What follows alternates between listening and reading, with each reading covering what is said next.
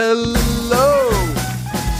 Welcome to Slate Money, your guide to the business and finance news of the week. I'm Felix Salmon of Axios. I'm here with Elizabeth Spiers of the New York Times. Hello. I'm here with Emily Peck of Axios. Hello, hello. We are going to talk about the massive cybersecurity shit that happened on Friday with CrowdStrike. We are going to talk about Silicon Valley and how much it seems to be loving the Trump Vance ticket these days. We are going to talk about the diverging fortunes of DEI and ESG. Rather than going in the same direction, they seem to possibly be going in opposite directions these days. We are going to dive into the subject of swimming pools in the Slate Plus. It's all coming up on Slate Money.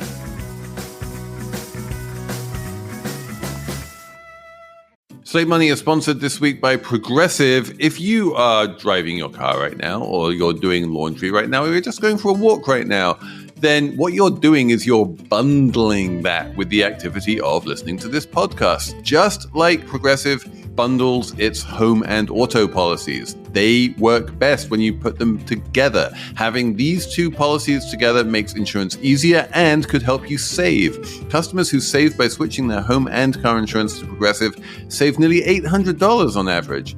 Quote a home and car bundle today at progressive.com. Progressive Casualty Insurance Company and Affiliates. National average 12-month savings of $793 by new customers surveyed who saved with Progressive between June 2021 and May 2022. Potential savings will vary. Today's episode is supported by What Should I Do With My Money? An original podcast from Morgan Stanley. Smart people often don't feel smart about money. Find What Should I Do With My Money on your favorite podcast player to hear from people just like you getting help from experienced financial advisors. Felix. Yes. We made an error last week when we said you had to be 40 to run for president because we got a few notes and tweets on that. Yes. And then a 39-year-old was nominated to be the vice presidential candidate or whatever. And I was kind of like, Erratum, folks. You do not need to be 40 to be president. You need to be 35 to be president. Anyway, so the world woke up on Friday morning to discover that its computers weren't working, or at least many of the visible computers. If there were screens in airports and train stations and things like that, they would show the blue screen of death. And this seems to be, to oversimplify a little bit, partly because I'm not a techie person and partly because we're recording this when some of the information is still a bit unclear. But basically what it seems to be is that if you're the kind of organization who runs your computers from a physical computer on site somewhere, and that computer is a Windows server, and that Windows server is running cybersecurity software called CrowdStrike, and that computer was running and down automatically updating at like 4 o'clock in the morning, then everything broke. And the computer basically needs to be restarted. And you need to, either allow it to download the latest version, or you need to delete the old version. It will automatically download the new version. The main disruption here seems to have been airlines. A huge number of flights got cancelled, which only serves to reinforce in my mind the idea that all of the airlines are technologically incredibly backwards.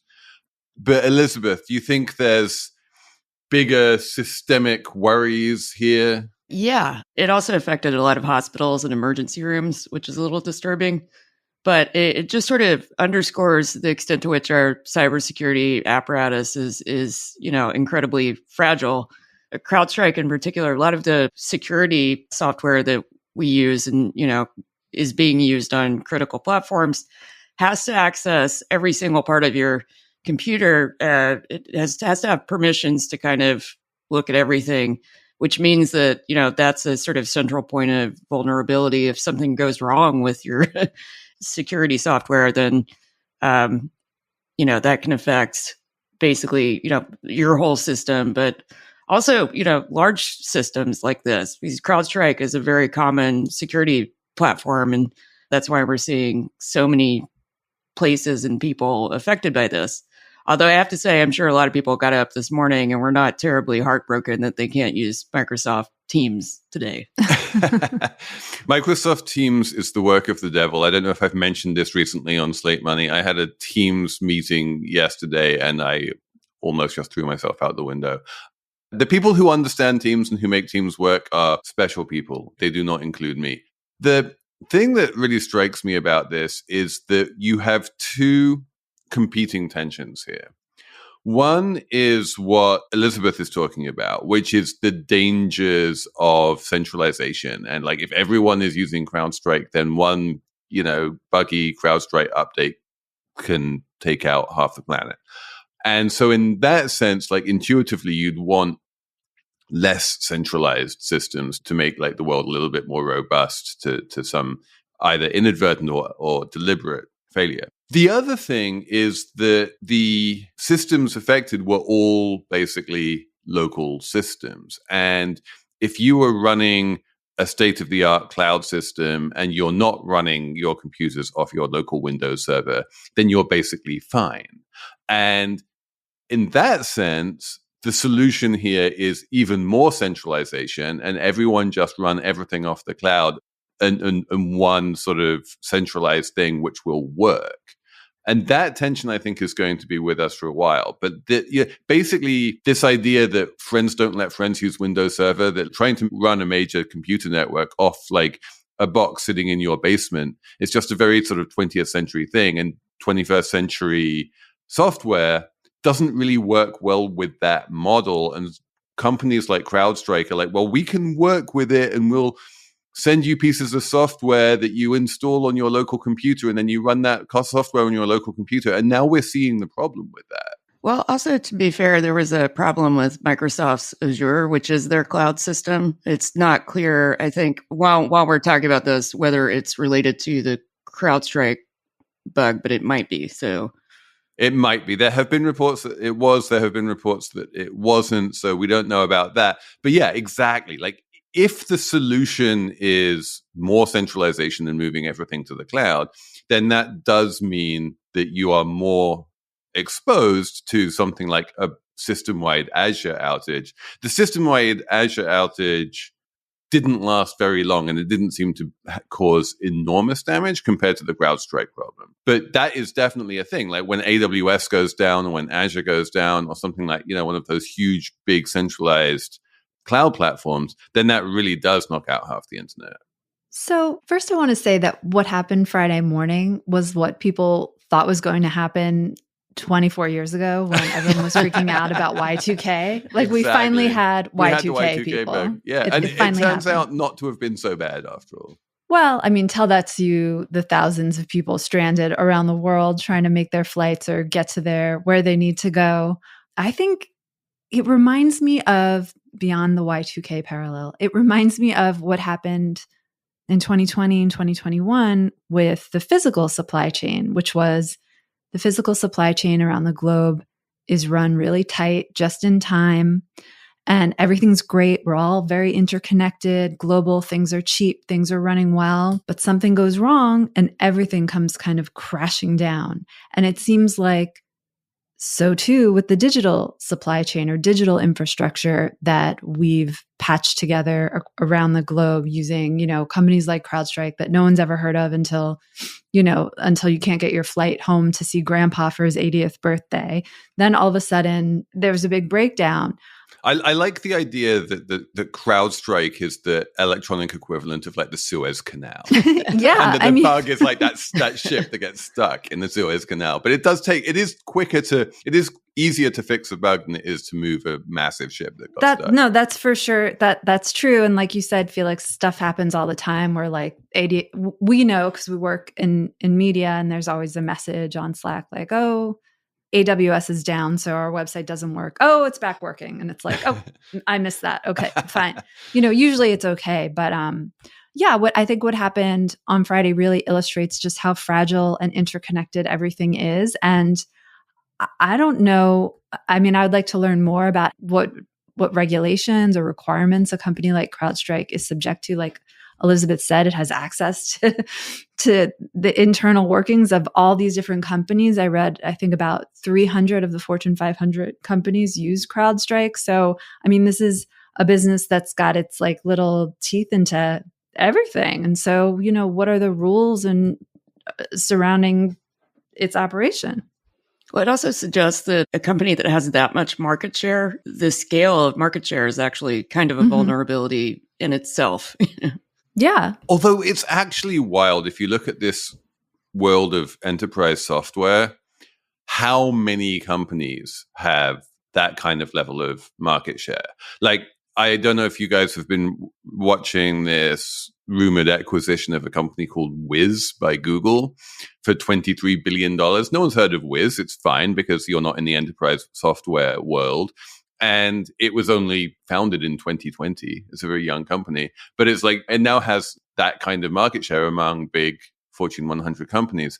And, every, few weeks, there's some big enterprise software M&A deal where you're like, this company just got bought for $50 billion and it's in every computer. And yeah, that's true of CrowdStrike, but I'm pretty sure that's also true of like literally 100 other companies. It's amazing how many of these enterprise software companies are kind of ubiquitous and found everywhere. Yeah, the degree to which there's sort of like another world operating under the world we're familiar with is sometimes quite not scary, but just mind-blowing. And you don't learn about it until something goes wrong, And Emily, you raise a really good question, which is like these enterprise software providers are utilities in many ways, but they are not regulated as utilities.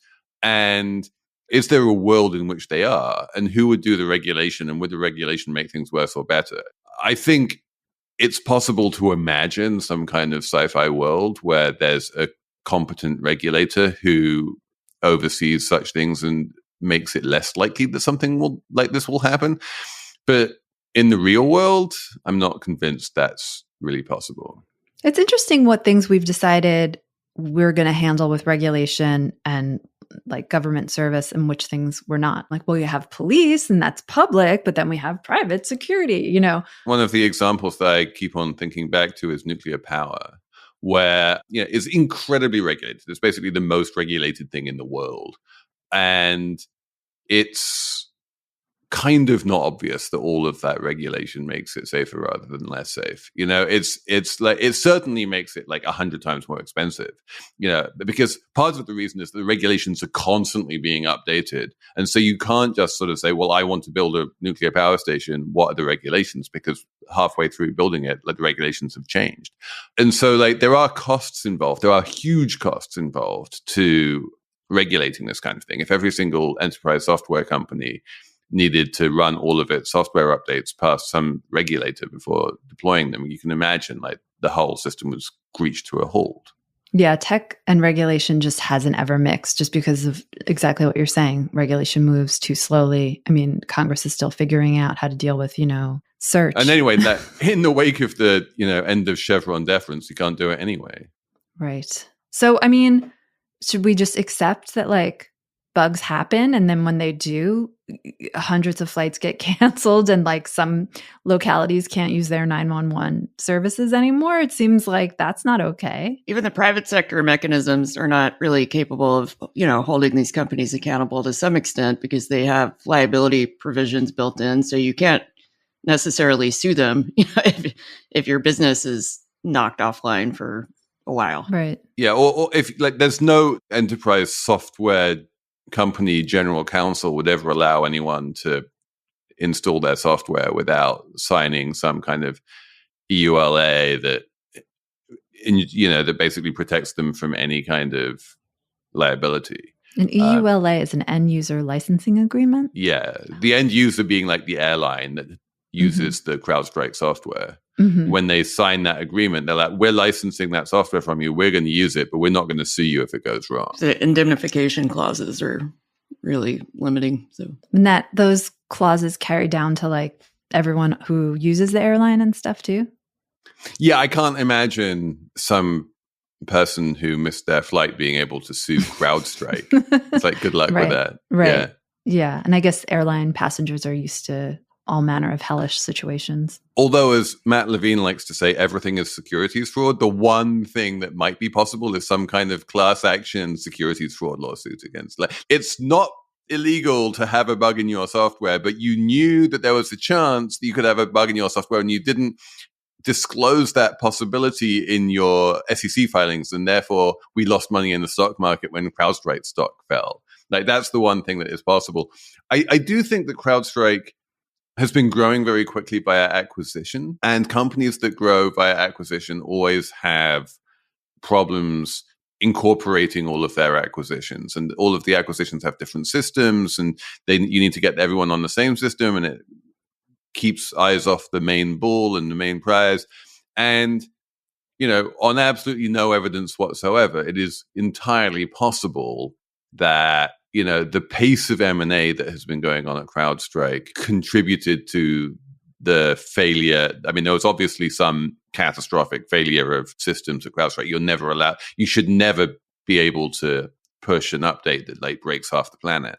And that failure, there are always systems at these companies to prevent that kind of a thing. And those systems, I do wonder whether the failure of those systems was related to the pace of M&A at CrowdStrike. Is this a sign? I said 300 of 500 Fortune 500 companies use CrowdStrike. Is this an example of what Lena Khan at the FTC or Jonathan Cantor would say is too much corporate concentration? Like the fact that one company can take down so many different systems around the globe? Is that an example of one company getting too big? Is there an antitrust issue here? So let me ask you, right, because I don't have the answer, but let's suppose, which I think is a reasonable supposition, there's 300 of the Fortune 500 have CrowdStrike, but also 300 of the Fortune 500 have SentinelOne, and 300 of the Fortune 500 have Palo Alto Networks. These companies, these Fortune 500 companies are so big that some part of them is going to be winding up using most enterprise software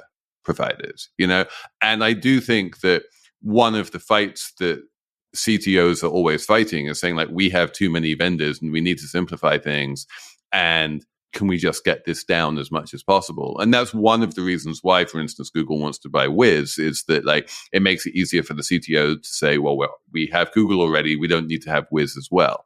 I'm not sure what the answer is here, because on some level the answer is, well, Microsoft should buy CrowdStrike, and then it's all part of Microsoft, and Microsoft will be better at this than CrowdStrike is. But and that just makes things worse from a market concentration perspective.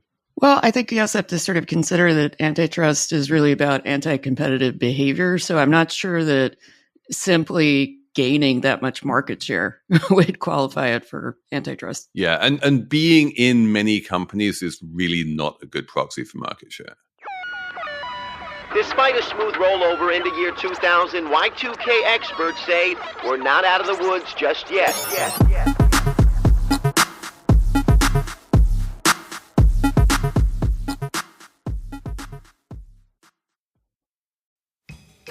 Today's episode is supported by What Should I Do With My Money? An original podcast from Morgan Stanley. Smart people often don't feel smart about money. Find What Should I Do With My Money on your favorite podcast player to hear from people just like you getting help from experienced financial advisors. This episode is brought to you by SAP.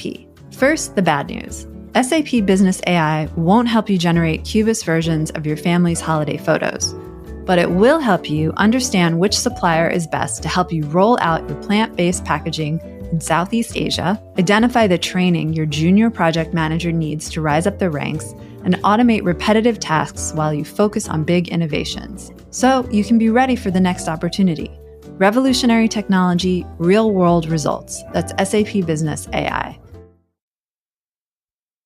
We will move on to the thing we know about, which is the Republican candidate for vice president of the United States is a man named J.D. Vance, who is a Slate Money adjacent character in that he used to be a venture capitalist. He's very good friends with Peter Thiel, and he seems to be quite popular among the VC crowd. Indeed, Silicon Valley, or at least private company Silicon Valley, seems to be rather enamored of the Republican ticket right now. You have not only Mark Andreessen, who was kind of red-pilled a while ago, but also his relatively liberal partner, Ben Horowitz, both coming out and saying they're donating to the Trump campaign, along with various other usual suspects like Peter Thiel and Palmer Luckey and people like that. There is, as far as I can make out, exactly one or maybe 1.5 public company Silicon Valley CEOs who are Trumpers, and that's Elon Musk. Elon Musk, is kind of sui generis. The other one possible is Larry Ellison at Oracle.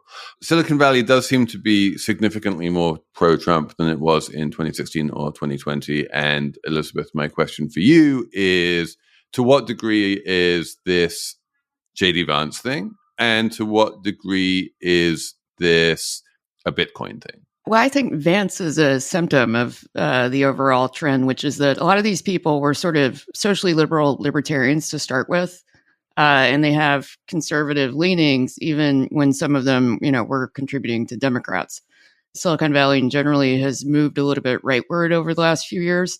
And some of it's just, it's a very insular place, and people are, talking to each other a lot and listening to the same voices when it comes to thinking about even, the structure of liberal democracy.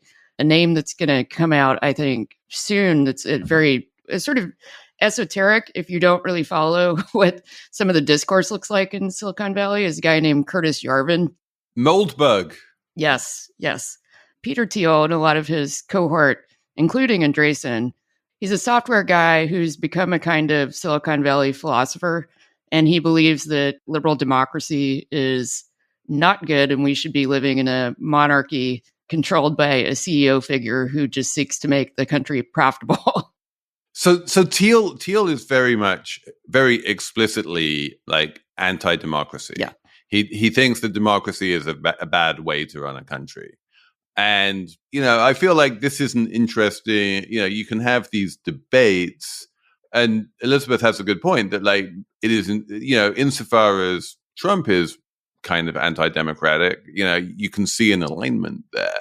The interesting question, I guess, here is that in the sort of world of red-blooded capitalism that you find among venture capitalists in Silicon Valley and that kind of thing, has capitalism always had a sort of relatively lukewarm attitude towards democracy? Does capitalism work fine in, I don't know, Pinochet's Chile or in Deng Xiaoping's China, or, that you don't need democracy to make money, and sometimes it actually gets in the way. I was just starting to read Peter Goodman's new book about the supply chain, and he has a good chapter on China, and he goes back to, the 90s when Clinton was really pushing for China to, I promise this, I have a point to connect to tech, was really pushing for the Chinese to come into the WTO and really start trading and develop their markets. And the argument back then was how great this would be for China and democracy. And if you're going capitalist and you're going with free markets, of course, it's good for democracy. But as we, I think at this point, decades later, understand that that's just not true. The link between the two is not guaranteed. Yeah. They're two different things. The thinking with some of the Silicon Valley people is that, when they view democracy as a system that inherently entails, a government that doesn't exist solely to serve the interest of rich people, there's reason for them to kind of be aligned with, another Trump administration, which did a lot to kind of break down civic institutions and take power away from regulatory agencies and things like that. There's a kind of techno-utopian fantasy where there's such a minimalist layer of regulation generally that you can almost build an authoritarian empire on top of a broken government. And there's a kind of mode of thought called accelerationism in the Valley that just basically says, in order to get the system that we want, we have to tear everything down first. And so if you really wanted to align yourself with a tear everything down candidate, Trump kind of does that by himself. He's a force for chaos. I'm confused about this actually, because from what I know about J.D. Vance and what I know about the first Trump administration, I'm really genuinely a little perplexed that the tech industry would be so gung-ho about Vance specifically and then Trump. For example, there's this one quote I read in Bloomberg from they found one woman venture capitalist to say something nice about J.D. Vance. Most of these stories focus on men in the tech industry, startup and VC world. But this woman said, Vance will be good for Silicon Valley because he is a good free market capitalist who believes in growth and innovation and eliminating the regulation that strangles growth, which that makes sense, except when you look at things Vance has said and did as a senator, he has pushed to break up Google, for example. He's gone after big tech. He signed on to a bill that would claw back CEO pay. And Trump, too, during his administration, right? He went after certain companies he didn't like. He stood in the way of, was it the Warner Brothers deal? Because he was like mad about CNN or something. Like, these aren't free market capitalistic moves. So there are a couple of interesting things going on here. One is that there is a huge cleavage within Silicon Valley between the big tech types and the VC types. They are very, very different types. You do not see Sundar Pichai or Satya Nadella or Tim Cook coming out in favor of Trump, right? The big tech people are not pro-Trump at all. It's the VCs, the people who are funding the small companies, who are pro-Trump for reasons we can speculate about.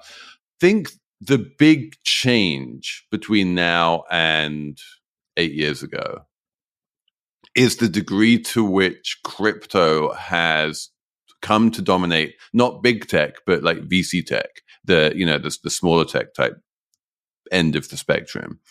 And it is impossible to overstate the degree to which venture capitalists really hate Gary Gensler and the Biden administration in terms of how it has stifled various bits and pieces of the crypto universe. And a lot of what I'm seeing, especially from Ben Horowitz, is basically he's become a single issue voter when it comes to crypto. And he's like, the Dems are bad on crypto. The Republicans may or may not be bad on crypto, but they're probably going to be better than the Dems. And so I'm going to support the Republicans. And that single issue 8 years ago was immigration. And 8 years ago, big tech especially, and that was more led by big tech, you had Mark Zuckerberg and people like that coming out really pushing for increased immigration into the tech sector so they could get all the labor they needed. And back then, obviously Trump was not the immigration candidate. He still isn't. He's calling for mass deportations. Back then, like, immigration was the big issue that governed the politics of Silicon Valley. And for reasons I don't really understand, maybe just because hiring has slowed down so much in Silicon Valley, immigration seems to be less top of mind, and Bitcoin is much more top of mind. There's a long running through line, though. When Peter Thiel founded PayPal or co-founded PayPal, he originally talked about it as a kind of cryptocurrency system. And PayPal only worked because later another executive there realized that eBay would be willing to use their payment system for vendors, but it would not have succeeded as a cryptocurrency system. And so when people in the Valley talk about crypto, they don't just talk about it as an alternative currency. They talk about it as the building blocks for a new kind of society or, a different kind of nation state.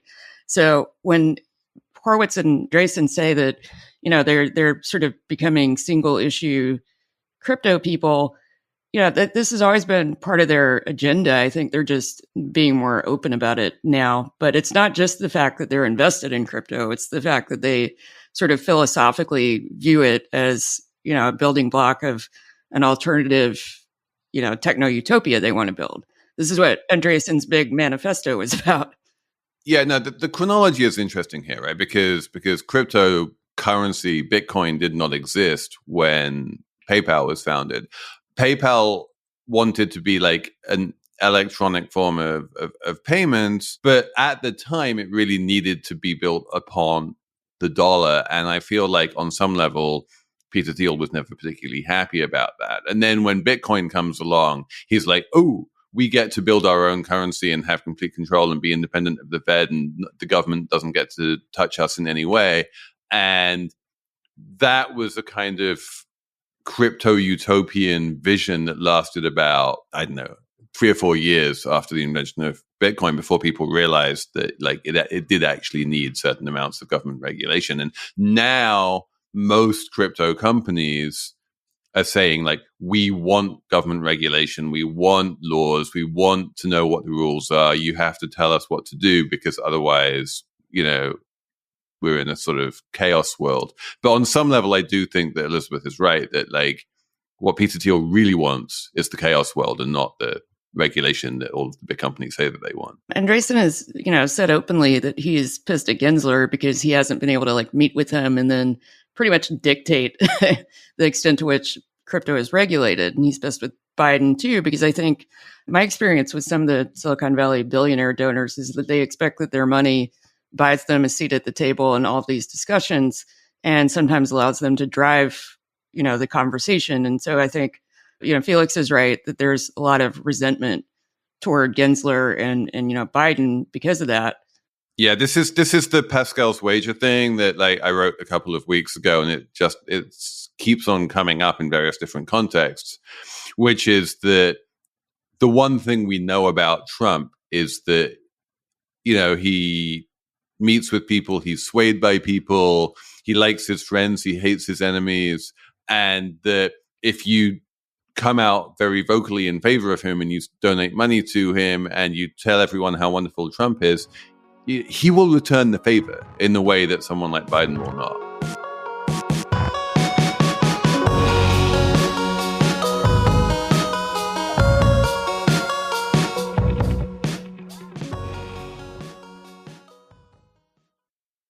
Slate Money is sponsored this week by Thorn, which if you have a whole bunch of travel and parties and fun events this summer, then keeping your health and wellness in check is going to be key. Thorn's nutritional supplements keep you at your best so you can enjoy everything that summer has to offer. Thorn takes health and wellness to another level with personalized, innovative, and science-backed nutritional supplements, including a multi-enzyme that does wonderful things for your gut health. We've been using that here at Salmon Towers. They also have Daily Greens Plus, B Complex, Magnesium Citramate, you name it. Thorn's trusted by over 5 million customers, 47,000 healthcare pros, more than 100 pro sports teams, and multiple U.S. national teams. Feel your best and make the most of your summer with Thorn. Go to thorn.fit/money and use code MONEY for 10% off your first order. That's THORNE.FIT/money, code MONEY for 10% off your first order. Thorn.fit/money, code MONEY. These statements have not been evaluated by the Food and Drug Administration. This product is not intended to diagnose, treat, cure, or prevent any disease. Today's episode is sponsored by the ASPCA Pet Health Insurance Program. Your pet is part of your family, and you want the best for them no matter what. But vet bills can really add up. That's why you should check out pet insurance. And with ASPCA Pet Health Insurance, you can focus on the care your pet deserves and cover what matters most. The ASPCA Health Insurance Program offers customizable accident and illness plans, making it easier for pet parents like you to help your pet get the care they may need. The ASPCA Pet Health Insurance Program has been around for over 18 years, and they've helped more than 600,000 pets during that time. They allow you to customize your plan, helping ensure that your pet's plan is as unique as they are. Because vet bills can really add up, especially when you're least expecting it. It's simple. Use their app to submit a claim, and you'll receive reimbursement for eligible vet bills directly into your bank account. To explore coverage, visit aspcapetinsurance.com/slatemoney. That's aspcapetinsurance.com/slatemoney. Again, that's aspcapetinsurance.com/slatemoney. This is a paid advertisement. Insurance is underwritten by either Independence American Insurance Company or United States Fire Insurance Company and produced by PTZ Insurance Agency Limited. The ASPCA is not an insurer and is not engaged in the business of insurance. This episode is brought to you by SAP.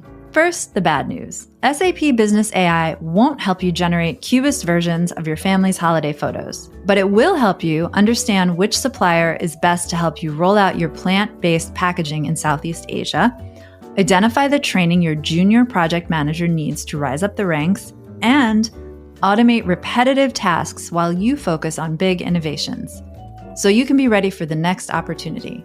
Revolutionary technology, real-world results. That's SAP Business AI. I think one undercurrent that's happening with this community, these VCs and tech CEOs, is the growing resentment around diversity, equity, and inclusion. And tech, I think the tech industry really embraced DEI, diversity. And people like Elon Musk and others really hated it and really resent it. And now I think there's an undercurrent in their support for Trump and Vance of that like, quote, anti-wokeism, I think plays a role here in their support. Yeah, they've all gotten more socially conservative, I think. And they were never not a little bit conservative on that front. Someone pointed out Ben Horowitz has a trans child, and so does Musk, and they both have, not great relationships with their kids. And so this sort of, when they came out and said, we're going to be open Trump supporters, and they were so public about it, I think, there are a lot of people in Silicon Valley who think, well, are you just basically telegraphing to everyone who works in tech who's a woman or a minority that your portfolio value is more important than, the stakes for those people? And I don't think a few years ago, even if they had quietly supported Trump, they wouldn't be doing it this publicly. It seems like whatever the opposite of virtue signaling is, it's kind of vice signaling in a way. It's Trump signaling, right? Like this is the way to get into Trump's good graces, is to Trump signal. But I do think this is the perfect segue to talk about, the way in which DEI has gone from being something that people want to trumpet from the rooftops to being something that companies like Tractor Supply Company and John Deere and even the Society for Human Resources Management are kind of pulling back on, because it has become politicized in a sort of D versus R way, and the R's will hate it. And the minute they see the letters DEI, they're like, you're woke, you're terrible. And anti-woke has become central to the Republican sense of identity, and you don't want to piss off half the population by using those letters. The thing that's fascinating to me is a piece that Emily wrote this week about the corporate cousin of DEI, which is ESG. And Republican presidential candidate Vivek Ramaswamy made it his business to try and turn ESG into the new DEI in that sense. And he was like, ESG is woke and we hate ESG. And I feel that project has not had the same success. That ESG has not been politicized to that degree. Maybe people are using those initials a little bit less. But as Emily reported, like it really has been, those principles have been embedded into investment decisions, not just in Europe, but even in America, quite deeply and in a way that cannot really be reversed. In my reporting, I found that ESG which stands for environmental, social, and governance, which is sort of like a weird little combo. I don't know why that got all tied together like that.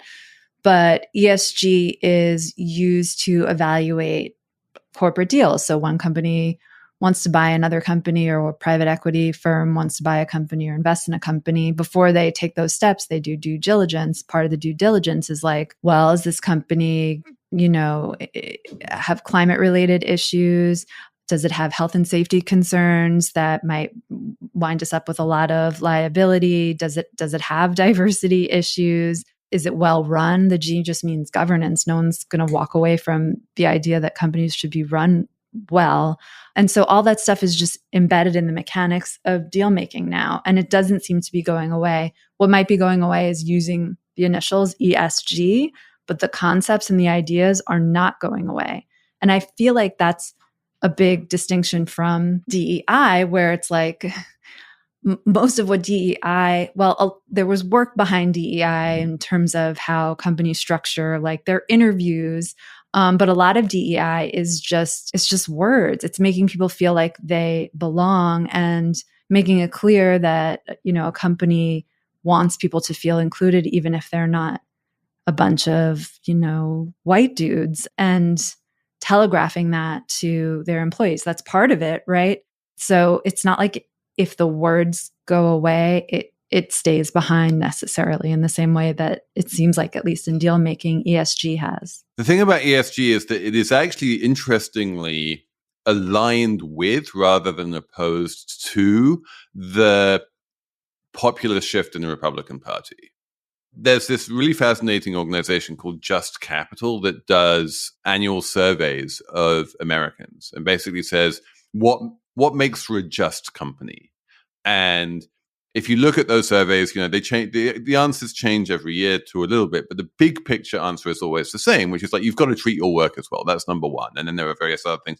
Environmental considerations are always way, way down on the list.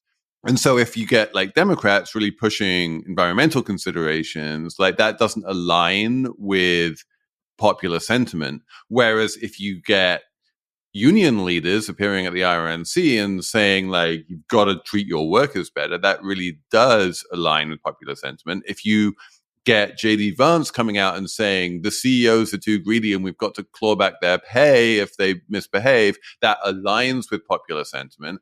And so insofar as the Trump Republican Party is more populist versus the more corporatist, Republican Party of, Bush, Pear and Feast, then in that sense, what you're actually doing is you are kind of, in a weird way, playing into the ESG agenda, or at least some of it.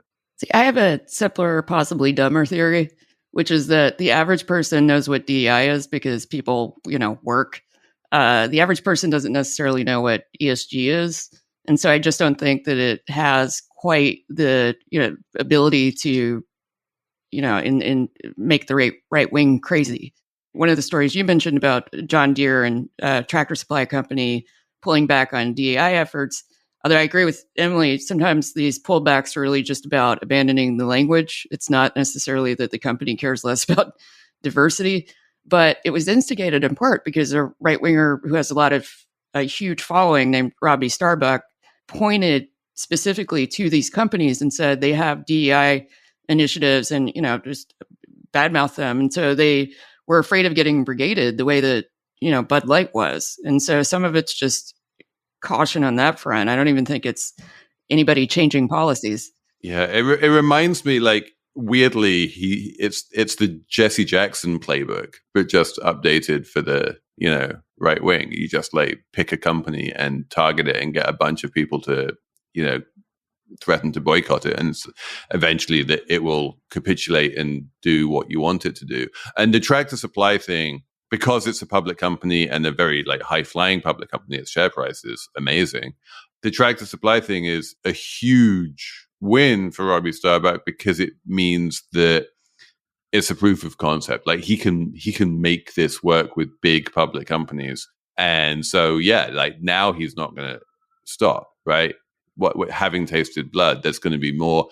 John Deere's just the first of, I'm sure, many other companies that are going to be making announcements like this. Well, and that's the thing, like if you look back to 2020 and back to the origins of a lot of these DEI programs, companies started them to get good publicity. So as soon as they stopped getting good publicity and people like the Starbuck character started coming after them, of course they're going to pull back because it wasn't something started in the spirit of, we need to do this for our business, or, this really matters to us. And I'm not saying this is true of every company, of course. I mean, they all say that they're doing it because it matters for their business, right? But we could have a whole other conversation about whether or not it matters actually for their business. I'm not saying it's not the right thing to do to be diverse. I obviously think it is. But yeah, I'm saying that a lot of these programs were started in bad faith as a way to get good publicity and to fend off attacks from the left. And now that they're getting attacks from the right and bad publicity in that direction, they're like, forget it. So, Emily, this is really fascinating to me because the thing that you hear over and over again from public company CEOs about both DEI and ESG is like, we're doing this because it's good business. We're doing this because it's good for the bottom line. Diversity is our strength.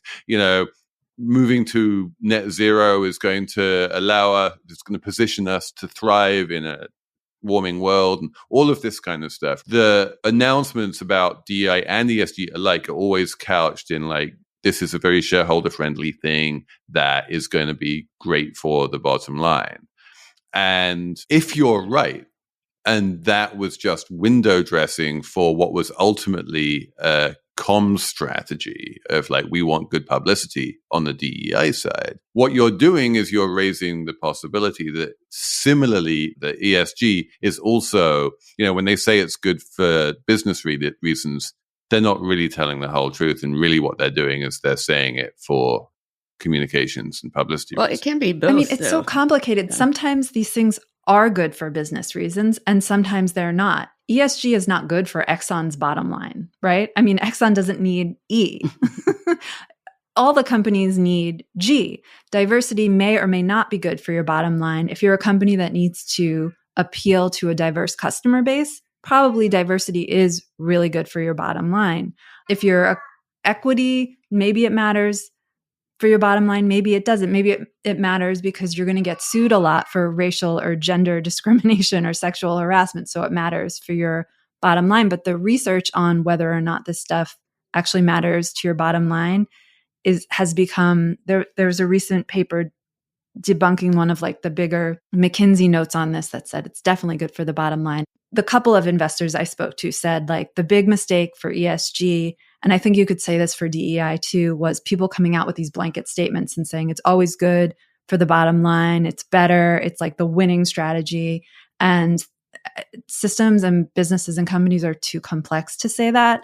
I think it wasn't the strongest argument for something that's so obviously ethically and morally correct. Right. And one thing I will note, if you look at the Just Capital rankings, which are not ESG rankings, they're just based on what, they're based on polls and what Americans care about in terms of how companies should behave. ExxonMobil does really well because it treats its workers well. If you work for ExxonMobil, you actually have a good job. Definitely. I mean, it's weird that like, that's how it was sold. I think that, and that's what these investors said, that was a mistake from the beginning. Like, could you imagine like, going back to the 60s and companies were like, the US needs to end segregation because it's good for our bottom line? Like, that's just not a strong argument. It's kind of terrible. Well, also, there's a difference between the window dressing and the strategy. And I don't think these companies are suddenly like moving away from diverse hires or, finding expanded pipelines to find the best talent. I think what they're doing is just removing this veneer of, what right wing calls virtue signaling, in order to kind of shield themselves from that kind of backlash. I think we need to define what we mean when we say these companies. I think what you're saying is exactly correct with big public companies. I think it is not correct when it comes to private companies and, VC funded companies. And it is, if you look at the companies that VCs fund, they do tend to be founded by men, founded by either white or Asian men. Their boards tend to be like incredibly white and male.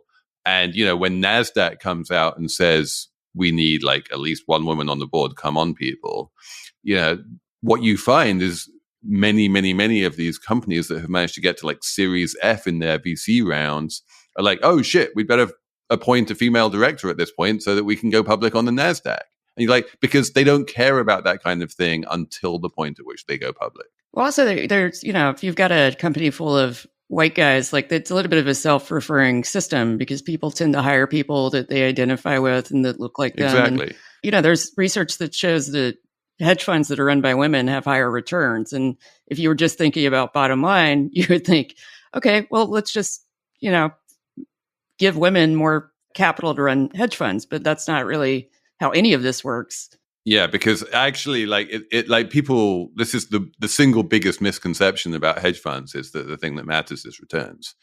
The thing that matters in hedge funds is getting LPs to invest in you, and LPs are more likely to invest in you, seemingly if you look like their mental idea of what a hedge fund manager looks like, which is, to be a guy. Yeah. I mean, sometimes I think like maybe it's good for companies to get out of the business of being social activists. Like I was looking at John Deere's announcement and they're like, we'll no longer take part in social or cultural awareness events. So like no more pride parades. And then I was like, but I mean, if I'm, an LGBTQ person at John Deere and they're like, we're not doing Pride anymore, then that's sad because you wanted to feel included and like you belong and like, wow, my company does Pride parades. That's amazing. There's like, no way to separate your job and your career from politics at large because you're affected by policy, you're affected by the way people view differences.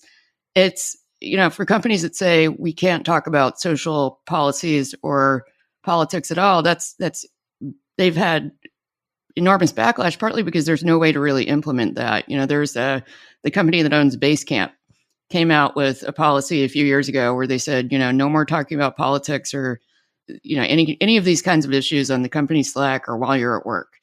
And there was a huge backlash because, we live in a work culture where the company asks you to bring your whole self to work.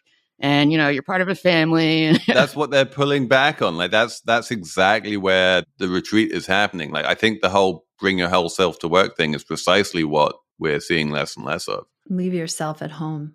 But leave yourself at home, people. Just bring your, prompt engineering to work.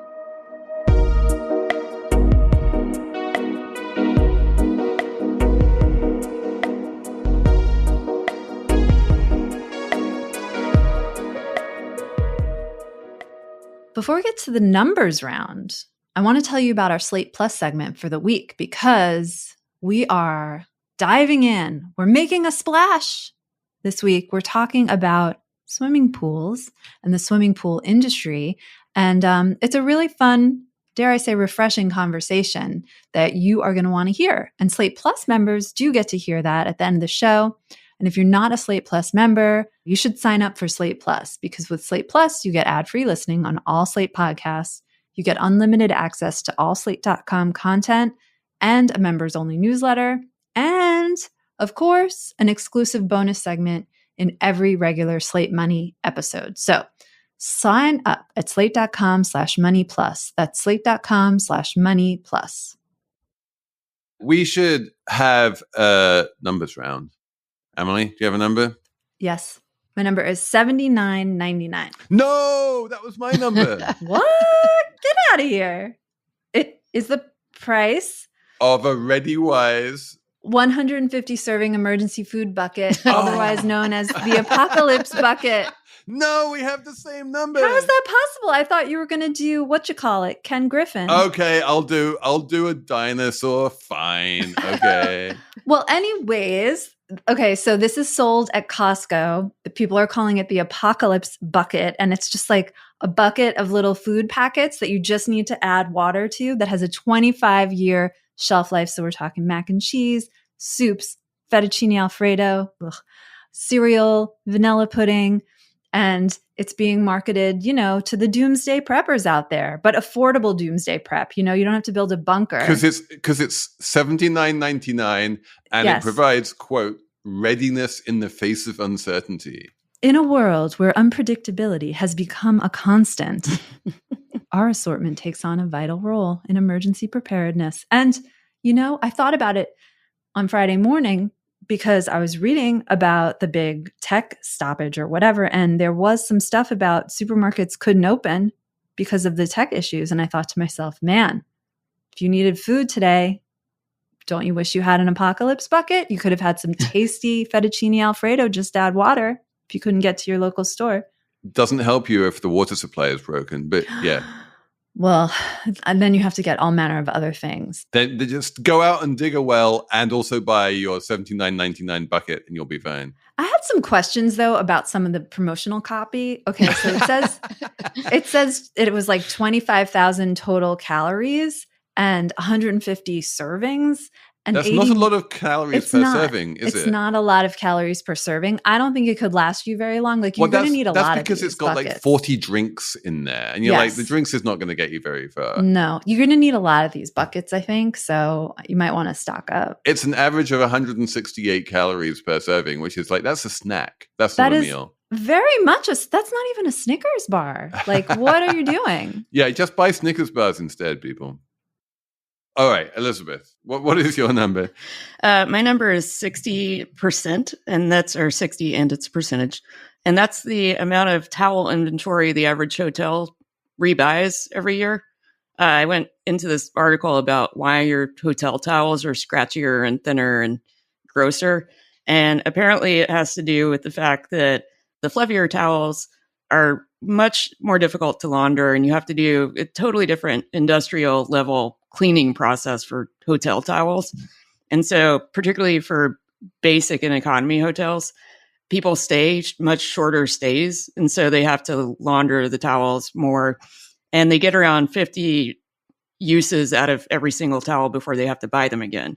So, a lot of hotels that are not luxury hotels end up getting, thinner towels because they are easier to launder.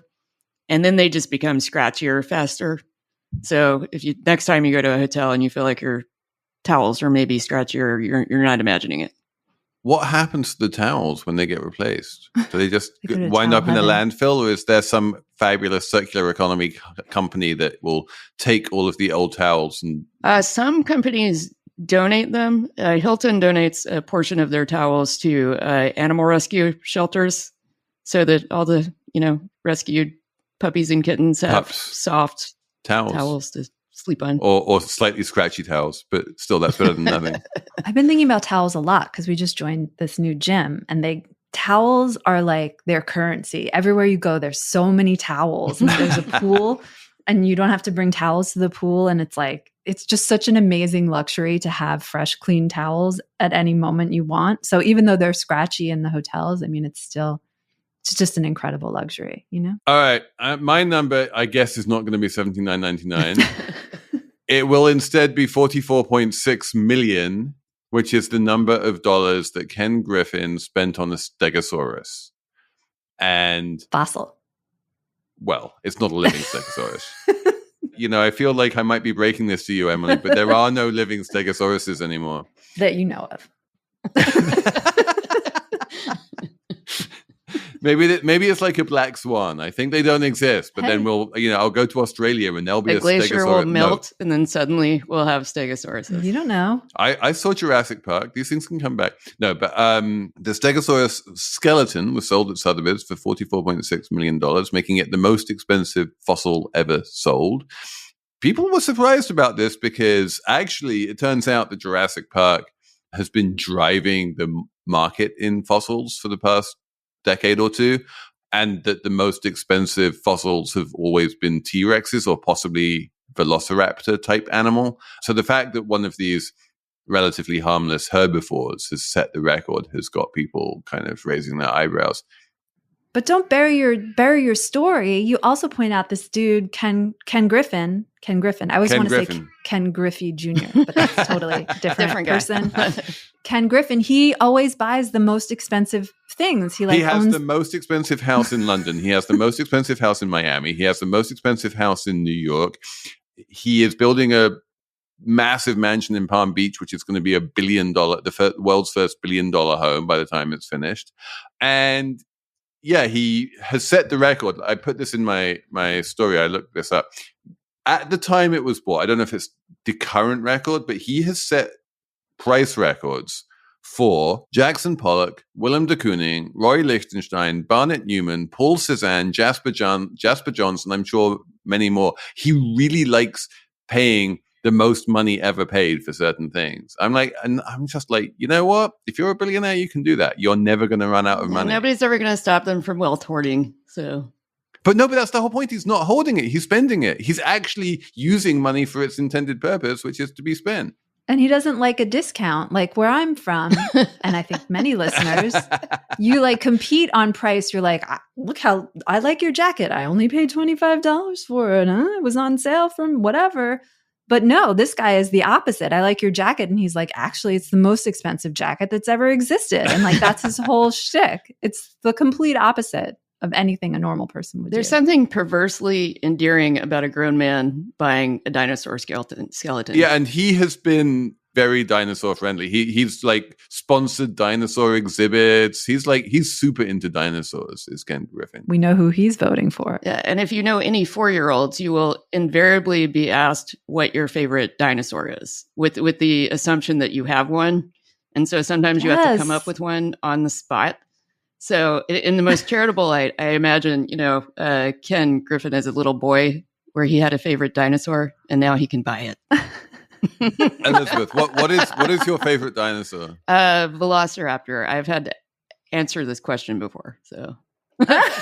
And but why? Is that a real dinosaur, or is that invented just by Jurassic Park? Jurassic Park mainstreamed velociraptors. I don't think that they were a well-known dinosaur before that. Emily, do you have a favorite dinosaur? You have 2 kids. You have to have a favorite dinosaur. The big one? They never had a favorite dinosaur. The Brontosaurus one with the long... Oh, with the neck. Yeah, that was cool. The I like that one is good. because of the Flintstones. Because at the beginning of the Flintstones... that's right. Fred Flintstone, he gets on the Brontosaurus's neck and like rides up. So I did think that was cool. Anyway, I think we should probably wrap up this Slate Money before we disappear down it. I feel like the one thing that you can't have with dinosaurs is a rabbit hole. But yeah, on that note, many thanks to Jared Downing and Cheyna Roth for producing. Many thanks to all of you guys who are writing in your Gen Z emails about all of these Gen Zers who have the world's most grown-up financial plans and are saving lots of money. You're all icons and you're all amazing, and I am in awe of all of you. So continue writing to us. We love that. SlateMoney@slate.com. And yeah, we'll be back next week with even more Slate Money.